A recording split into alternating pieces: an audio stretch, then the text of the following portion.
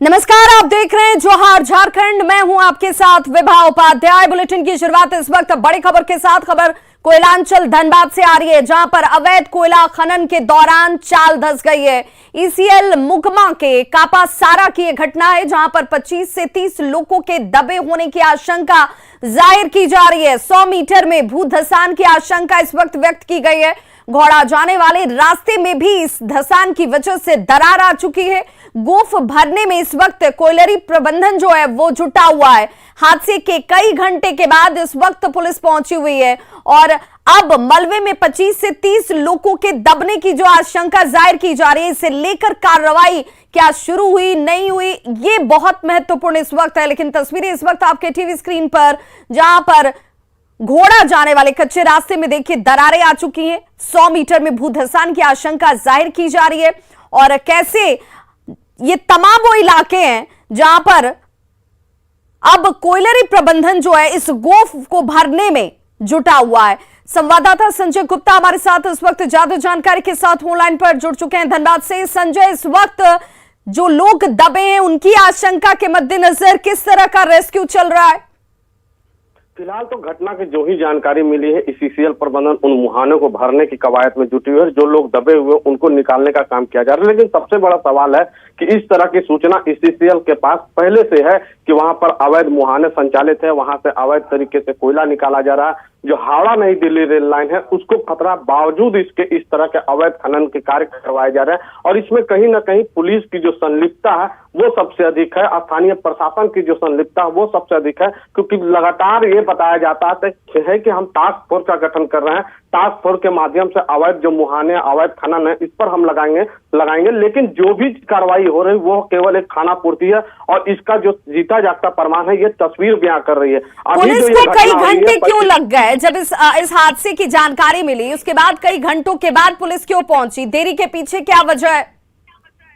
अमूमन जब भी इस तरह की घटनाएं होती है तो पुलिस सबसे पहले तो वो इनकार करती है कि इस तरह की कोई घटना हुई है, कहीं पर अवैध मुहाना धंसे हैं, कई लोग दबे हुए हैं और वो चाहते हैं कि इस तरह की खबरें बाहर ना निकले। जो उनका अवैध खनन का कार्य चल रहा है वो चोरी छुपते चलते रहे, वो मीडिया में नहीं आए। लेकिन वहां के ग्रामीणों की जो कहा जाए कि सक्रियता है, उन लोगों ने इस बात को उजागर किया और उसके बाद जब अब ये बातें जब बाहर फैली है तब पुलिस जो है 2.5 घंटे बाद वहां बचाव कार्य में जुटी। हालांकि ईसीएल प्रबंधन जो है वहां पर मौके में तुरंत पहुंची और भराई और साथ ही साथ जो भी मजदूर दबे होने की आशंका है जामताड़ा और पुरुलिया के मजदूर बताया जा रहा है कि इस इलाके में ये अवैध रूप से कोयले की निकासी करते हैं, निकालने का काम करते हैं। तो क्या परिजन, चूंकि अवैध रूप का ये पूरा मामला है, तो कोई सामने आ रहा है, क्लेम किया जा रहा है कि यहाँ पर उनके परिवार के लोगों की मौजूदगी हो सकती है, वो मिसिंग है? इस तरह की ये जिले में पहली घटना नहीं है, इससे पहले भी कई तरह के वारदात हुई है और सबसे बड़ी दिक्कत यही होती है कि जो अवैध मुहाने में अवैध तरीके से कोयला कटाई करते हैं तो वो पुलिस के सामने शिकायत भी नहीं करते और यही कारण है ना तो ईसीएल प्रबंधन की तरफ से उसे कोई मुआवजा मिल पाता है, ना ही अवैध खनन करने वाले कुछ उसे रकम देते हैं और पुलिस इस मामले में साफ तौर पर बच जाती है, क्योंकि जब शिकायत ही नहीं होती है तो कार्रवाई वो किस पर करेंगे। हाँ, दिखावे के लिए ये जरूर होती है कि जो लोगों के नाम उनको पता है पहले से कि कौन लोग वहां संचालन कर रहे हैं, उन पर वो कोई अज्ञात के नाम से FIR करते हैं। फिर जब जो ही मामला ये ठंडा पड़ता उसके बाद उसे दबा दिया जाता है। रेस्क्यू जो इस वक्त किया जा रहा है संजय, क्या उसे लेकर सीसीएल प्रबंधन की तरफ से कोई स्टेटमेंट दिया जा रहा है? फिलहाल तो ईसीएल प्रबंधन के जो भी अधिकारी है वो बचते हुए नजर आ रहे हैं। उनका साफ कहना है कि पहले हम बचाव कार्य करेंगे, जो मुहाने हैं उनको हम भरेंगे। लेकिन सबसे बड़ा सवाल है कि अगर इन मुहानों को नहीं रोका गया, अवैध खनन को नहीं रोका गया, तो आज ये जमीन धंसी है, कल वो दिन दूर नहीं है जब नई दिल्ली और हावड़ा ट्रेन की वो पटरी धंसेगी और जो इसमें जो बड़ी बड़ी गाड़ियां और एक्सप्रेस चलती है वो इसकी जद में आएंगे और उस समय प्रशासन जो है ये कहने से कभी नहीं बच पाएगी कि हमें ये जानकारी नहीं थी। और इसके लिए अब प्रशासन और रेल प्रबंधन को भी इस मामले में सक्रिय होना बिल्कुल। और जो लोग दबे हुए हैं उनको निकालने को लेकर कितनी गंभीरता बढ़ती जा रही है ये भी बड़ा सवाल है, क्योंकि 25 से 30 लोगों की संख्या बताई जा रही है आशंका के तौर पर, जो लोग इस धसान की जद में आए होंगे। बहुत बहुत शुक्रिया संजय इस तमाम जानकारी के लिए आपका। तो तस्वीर एक्सक्लूसिव आपकी टीवी स्क्रीन पर। आज जो चाल धंसने की घटना घटी जिसमें काफी लोग उसमें दबे होने की जो सूचना है, ये काफी दुखद घटना है। जब जब क्षेत्र में अवैध कोयला लेने का भट्ठा चालू होता है तब इस तरह का घटना, चाल धंसने की जो घटना है वो सामने आती है। जमशेदपुर के NH-33 पारडी स्थित सिटी इन होटल के कैंपस में बनी 4 मंजिला बिल्डिंग बीती रात धराशायी हो गई। आपको बताते चलें कि 2 दिन पहले ही यह बिल्डिंग अपने आप 3 फीट पीछे की तरफ झुक गई थी और इस बिल्डिंग को रेड जोन घोषित करने के बाद बैरिकेडिंग कर दिया गया था ताकि कोई भी इस बिल्डिंग के आसपास न जाए। बिल्डिंग को 48 घंटे में ध्वस्त करने की तैयारी की जा रही थी, लेकिन उससे पहले ही बीती रात यह बिल्डिंग जोरदार आवाज के साथ धराशायी हो गई, ध्वस्त हो गई है। तस्वीरें एक्सक्लूसिव आपके टीवी स्क्रीन पर। और इस बिल्डिंग के गिरने से कितने का नुकसान हुआ है इसका आकलन अब मलबा हटाने के बाद ही हो सकता है। ज्यादा जानकारी दे रहे हैं जमशेदपुर संवाददाता प्रभंजन कुमार। जमशेदपुर के NH-33 पर होटल सिटी इन के ठीक बगल में कौशल विकास केंद्र चलता था और यह पूरी तरह आज धराशायी हो चुका है। आपको हमने 2 दिन पहले दिखाया था कि किस तरह बिल्डिंग ये अपने आप एक तरफ झुक गई थी और पूरा प्रशासन में हड़कंप मच गया था कि किस तरह इस बिल्डिंग को धराशायी किया जाए। लेकिन बीते रात करीबन 12 बजे के बाद 1 बजे के आसपास यह बिल्डिंग अपने आप रातों रात अपने आप पूरी तरह धराशायी हो चुकी है। सबसे अच्छी बात यह है कि किसी तरह का कोई भी नुकसान आसपास के लोगों को नहीं हुआ है। मैं आपको दिखाता हूँ, आप देख सकते हैं हमारे पीछे में कि इस तरह प्रशासन ने अभी यहाँ पर पूरी तरह इस जगह को बैरिकेड कर दिया है और इस जगह के आसपास 144 धारा लगा दी गई है ताकि कोई भी व्यक्ति इस आसपास यहाँ पर ना आ पाए। और पूरी तरह बिल्डिंग जो है या एक तरफ गिरकर यह पूरी तरह धराशायी हो चुकी है। यह बिल्डिंग 5 तल्ला बिल्डिंग थी। आसपास के लोगों ने कहा कि इसकी आवाज रात के समय काफी जोर से आई थी और उसके साथ ही यहाँ पर यह बिल्डिंग जो है यह पूरी तरह गिर चुकी है, धराशायी हो चुकी है। 12:05 में घटना हुआ, आवाज हुआ, हम लोग घर से निकला, देख रहा बिल्डिंग गिर गया है, तार पूरा हिल रहा था तो हम लोग सोचा चलो गिर गया, ठीक हुआ, तार में कुछ नहीं हुआ। आज तो देख रहे हैं बेचारा को देख के एकदम सो गया ही। हम लोग ऐसा सोचे भी नहीं था कि बिल्डिंग ऐसा होगा। हाँ करेक्ट था, लेकिन ऐसा नहीं सोचे कि ये मटेरियल आज ही गिर जाएगा। तो इसके बारे में तो बड़ा बड़ा इंजीनियर दिमागियल बताएगा कि क्या हुआ, ये जमीन से धंसा कि मटेरियल कम की वजह से ऐसा हुआ, तो भाई वही लोग जानेगा। आवाज आया तो हम घर में घूमे, उसका बाद फिर हम अंदर चल गए। बिल्डिंग को आपको देख लगता था कि गिरने वाला है या उसका पहले देखे थे कि करवट मार ले, लेकिन इस बिल्डिंग को गिरने से दूर दूर से लोग इस बिल्डिंग को देखने के लिए आ रहे हैं कि किस तरह 5 तल्ला बिल्डिंग जो कभी यहाँ पर शान हुआ करती थी, कभी इस जगह की यहाँ की रौनक थी, लेकिन आज पूरी तरह वह धराशायी हो चुकी है। कई लोगों का कहना है कि हमने सड़क पर ट्रक और टेलर और बसों को तो पलटते देखा था, लेकिन इस तरह की बिल्डिंग को पलट जाना ये पहली बार देख रहे हैं। प्रभंजन कुमार, न्यूज़ 18 जमशेदपुर। गिरिडीह में डुमरी थाना क्षेत्र के नक्सल प्रभावित गांव पोड़ैया में बीती रात हाथियों के झुंड ने जमकर उत्पात मचाया। हाथियों ने यहां एक दुकान के साथ ही 2 घरों को ध्वस्त कर दिया। इतना ही नहीं, घर के अंदर रखे अनाज, चावल, गेहूं और प्याज को भी ये हाथी चट कर गए। साथ ही अनाज जो नहीं खा पाए उसे कुचलकर बर्बाद कर दिया। हाथियों के उत्पात से लोग भयभीत हैं। बताया जा रहा है कि बीती देर रात लगभग 10 की संख्या में हाथी यहां पर पहुंचे, झुंड बनाकर और जमकर उत्पात मचाया गया। इस घटना की जानकारी वन विभाग को दी गई है और अब पीड़ित परिवार सरकार से उचित मुआवजे और अपनी जान माल की सुरक्षा की गुहार लगा रहा है।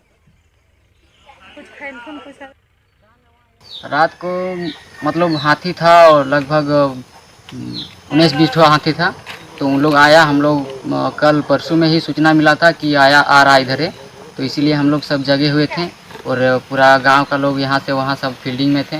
तो उन लोग आते आते मतलब एक बगल में गांव है ईसर महतो का, वो वहाँ तोड़ने लगा तो वो फ़ोन कर दिया कि आ गया, मेरा घर क्षतिग्रस्त करने लगा है। तो हम लोग फिर जाने के लिए कोशिश किए वहाँ भी, तब तक उन लोग तोड़ के वहाँ नीचे।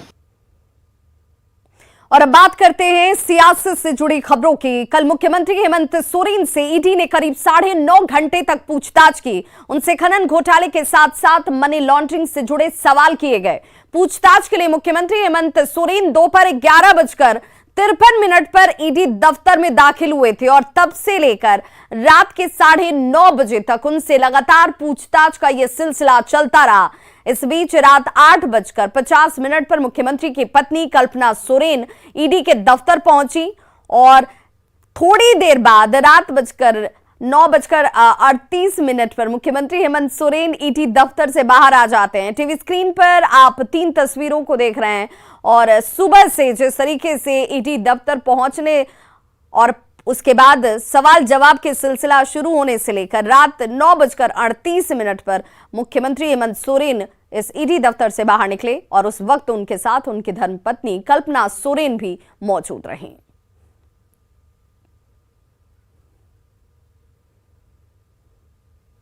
मुख्यमंत्री हेमंत सोरेन रात 9:38 पर ईडी दफ्तर से बाहर आए और वो दोपहर 11:53 पर पूछताछ के लिए ईडी दफ्तर में प्रवेश किए थे। इस दौरान उनसे करीब 9.5 घंटे तक पूछताछ हुई है।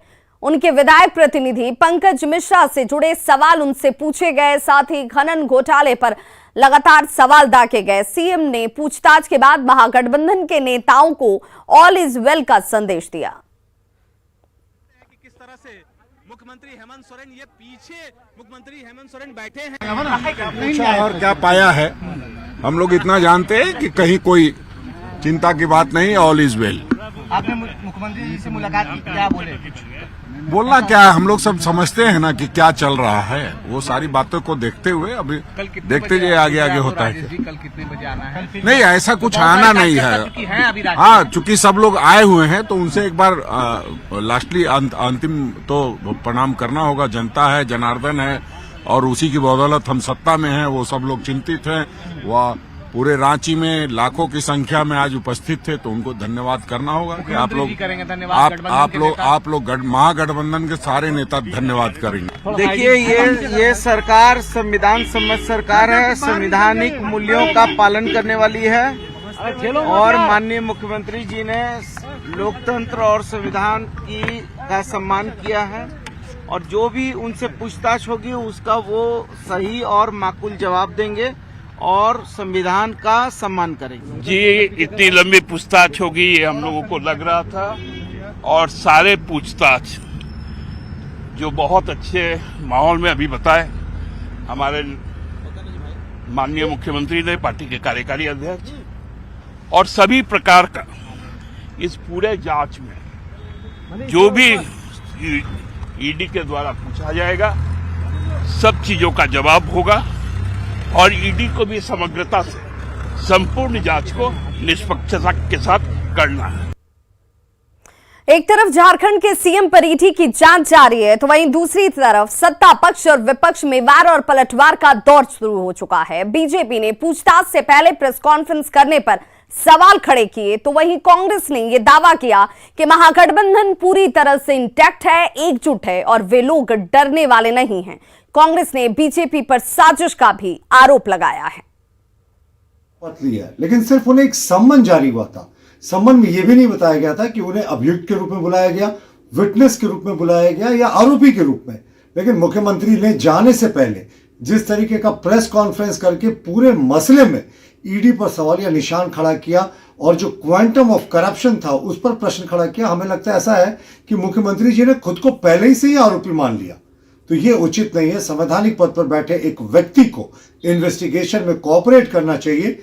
जांच एजेंसीज पर ऐसे प्रेस कॉन्फ्रेंसेस के जरिए एविडेंसेस पर प्रश्न करके अनुचित दबाव नहीं बनाना चाहिए। और जिस तरीके से उनके कार्यकर्ताओं को आज रांची बुलाया गया था, मुझे लगता है ये सिंपल केस ऑफ करप्शन है। इसमें उनसे सहयोग अपेक्षित था लेकिन उन्होंने इसे राजनीतिक रंग दिया। हम डरने वाले लोग नहीं, हम यह मानते हैं, पूरा देश मानता है कि पिछले 8 वर्षों में केंद्र की सरकार और भारतीय जनता पार्टी ने यही एक काम किया है, संवैधानिक संस्थाओं के माध्यम से कुचला जा रहा है।